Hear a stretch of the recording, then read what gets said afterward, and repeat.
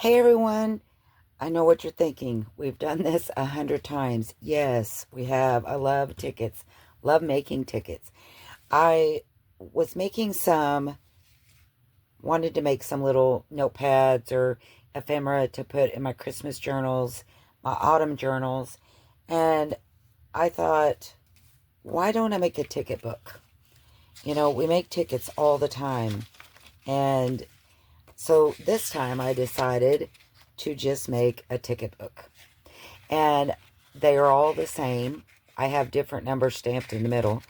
But I thought, the cool thing is they don't even have to be different tickets on every page, because when you buy a ticket book, they're all the same ticket, right? So how cool is this to have all this writing? You can use construction paper.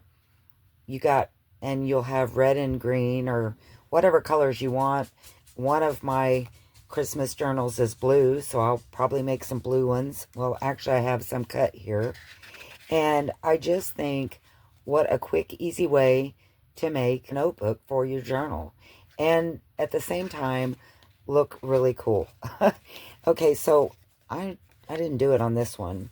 But what I did, I don't have, I tried all kinds of things. I tried taking a pokey tool and going across, but I didn't necessarily want each one to be serrated. You certainly could do it the way that I'm going to show you for the top, and it's so quick and easy.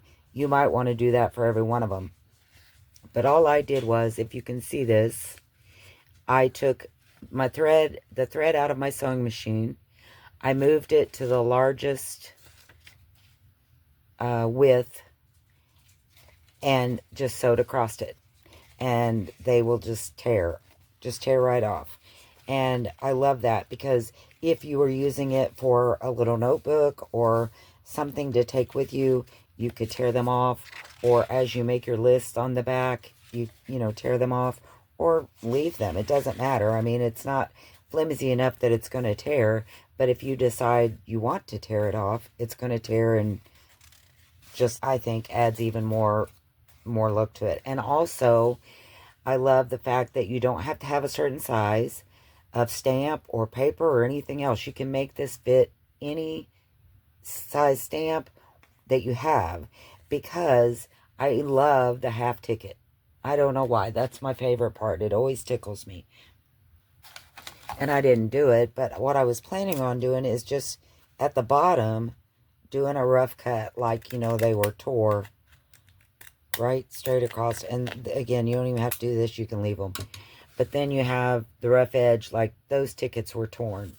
And I love it. So I don't think this requires much, tutorial, but I thought maybe I could make one of these little notepads with you today. And another idea that I had, I thought it would be cute, because I looked up ticket ticket pads, I think is how I looked them up. But a lot of times on notepads, or even the notebooks we get from the Dollar Tree, they have that seam on the end that kind of reminds me of packing tape. It's usually kind of blue or a dark color. And I thought, if you really wanted to fancy these up, instead of doing what I did here, you could take some seam binding and fold it over and make it look, like that was your book. Just staple it or glue it, or, whatever. I think that would look really neat. Maybe we'll make a blue one that has that. So these, I think I done them at 7 inches, but I came up with all different sizes because, of course my paper isn't going to make a perfect amount of 7 inches.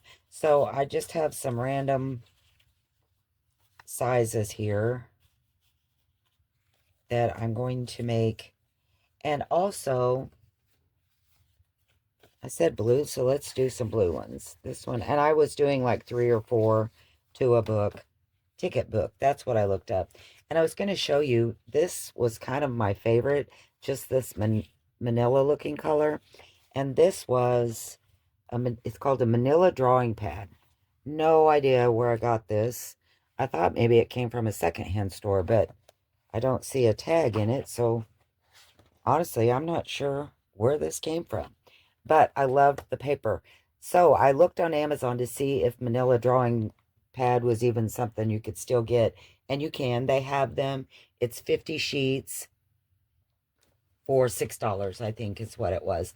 So I'm just letting you know that if you're thinking you would really rather have this, the construction paper. But I like using the construction paper. It's a good sturdiness.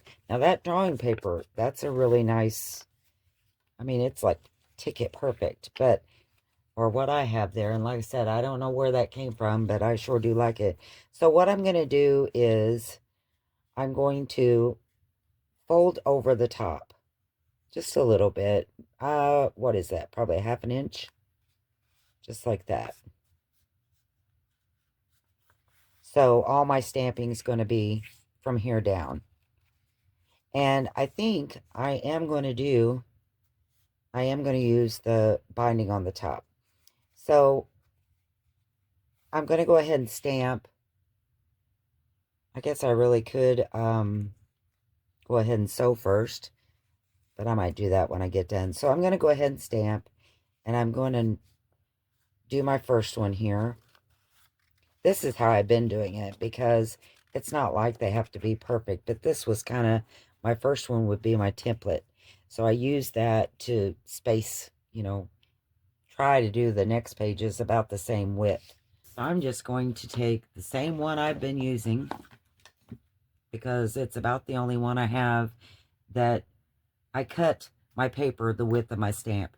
And you can do that too. If you don't have any stamps, I mean, I don't know, maybe you could draw something. But if you have stamps, just measure the width of it.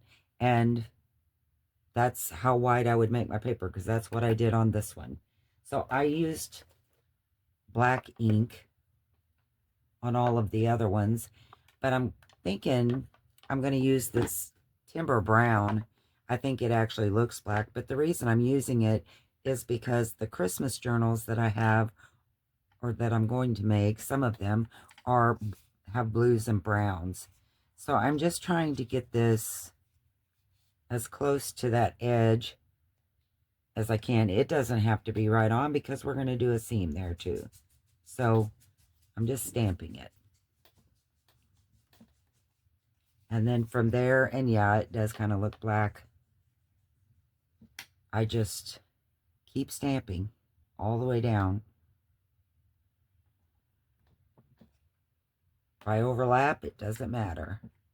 And like I said, you could sew in between the stitches if you want to have them where you could tear off little sayings, or wouldn't these be cute to put in a stocking, and you could put, you know, something on each one, maybe you could hand draw them and make them, like we used to make coupon books when I was young, when we didn't have money for whoever's birthday, you did coupon books.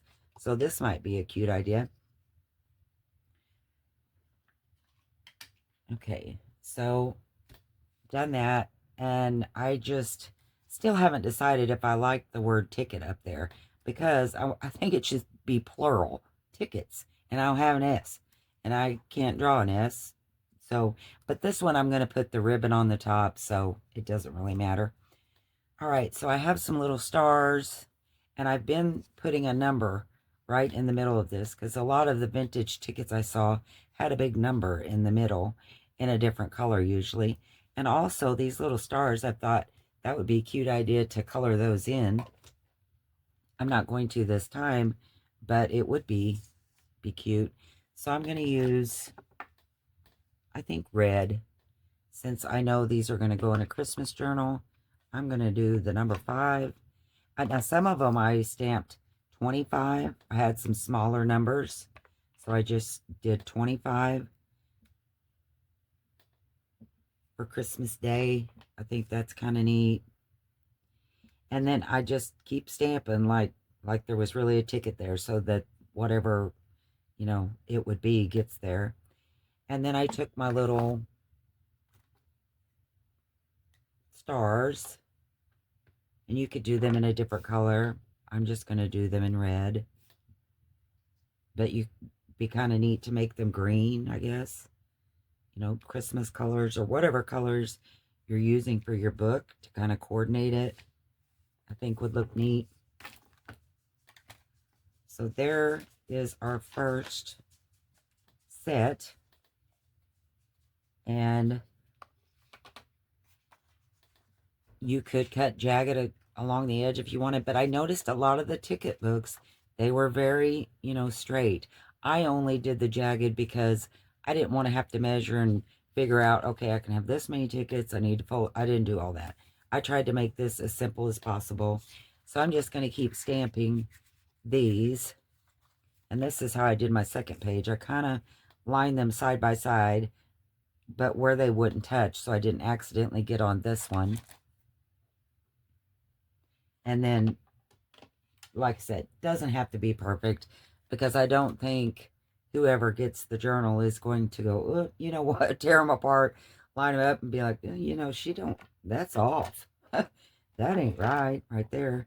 So I think if they do that, they probably aren't going to want one of my journals in the first place. So, like I say, I just kind of line them up best I can and then start stamping down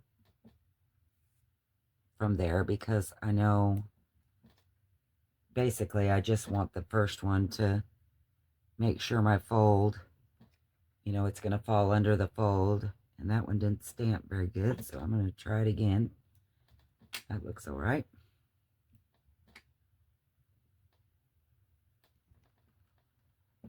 And, you know, if they do show somewhere like that, who cares? I mean, most of my stuff is vintage and grungy anyway. So really, it's only going to add to it by me doing that, I think. I'm going to line them back up.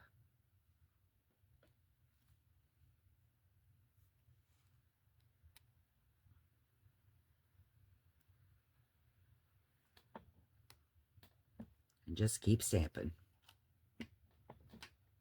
And like I said, you can put however many pages you want in here.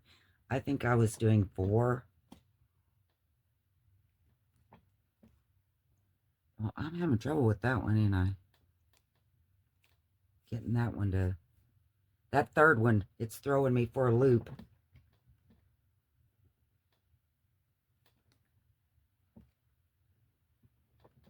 And that's okay. Like I said, not going to lose any sleep over it. I think they look great.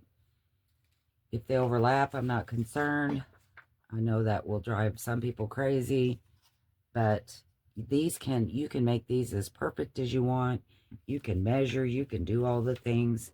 That's what's great about junk journaling. You can do it to fit your style. Now I'm overlapping bad on these.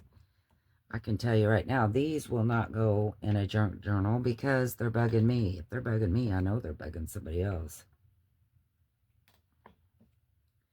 All right. I'm just going to continue on like I didn't mess that up really bad. But you know what I may do is I may cut this off and use those 3 separately, you know, just as one little journaling spot. But I'm going to stick with these other ones. I think they're okay. Finish stamping on those.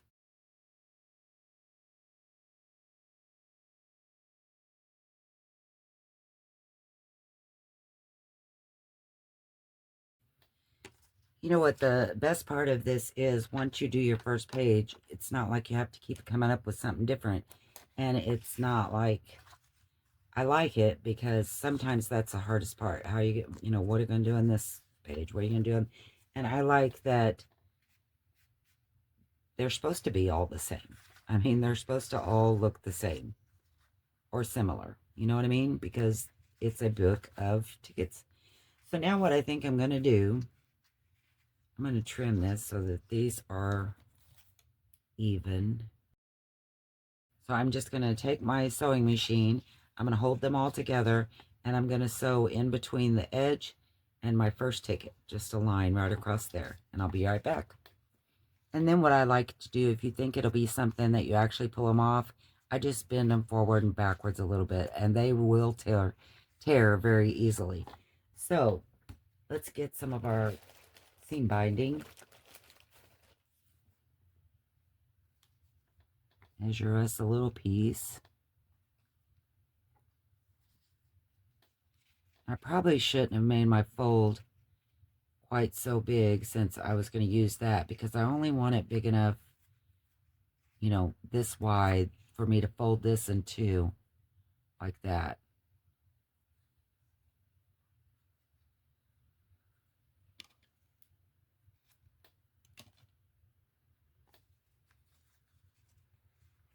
I don't want it hanging out from underneath.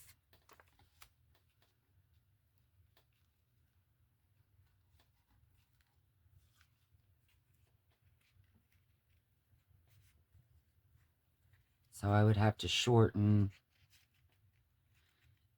my this part here, or I could stamp that with ticket and then put this on. What do you think that would look like? Let's try it. I'm going to go ahead and staple it.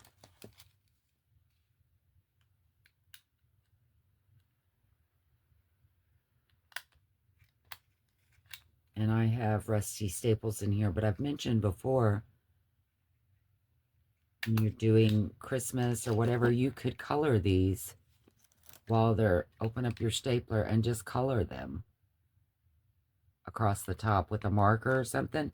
I've done that, and it really does show. You wouldn't think so, but it does. So then I'm just going to take a really thin line right across my staples.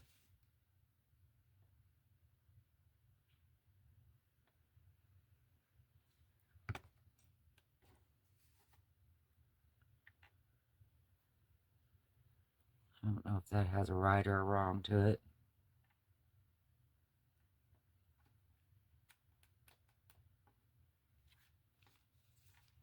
And glue on the other side as well.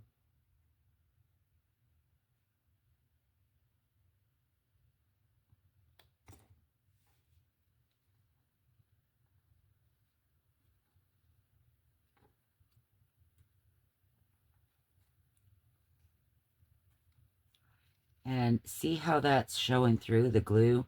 That doesn't even matter, because the ones that are at the store, they're actually kind of waxy looking and shiny. So I'm going to push that down and hope it all looks like that. It's going to be just fine.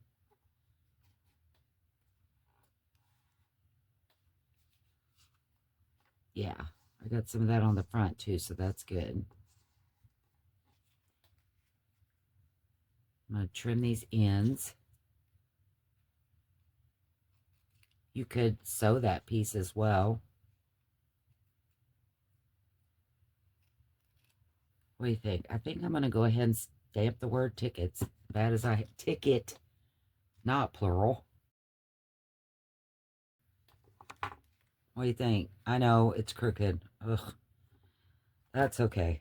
Just try not to look away. Just look at it. Just look away. I'm so sorry. This was supposed to, you know, not look like that. Mercy. Okay. I am going to go ahead and make the bottom look rugged. And there is our tickets and our writing spots. Isn't that cute? Some people be like, it would be cute if you would center your stuff. Take that extra half a second and pay attention. Okay.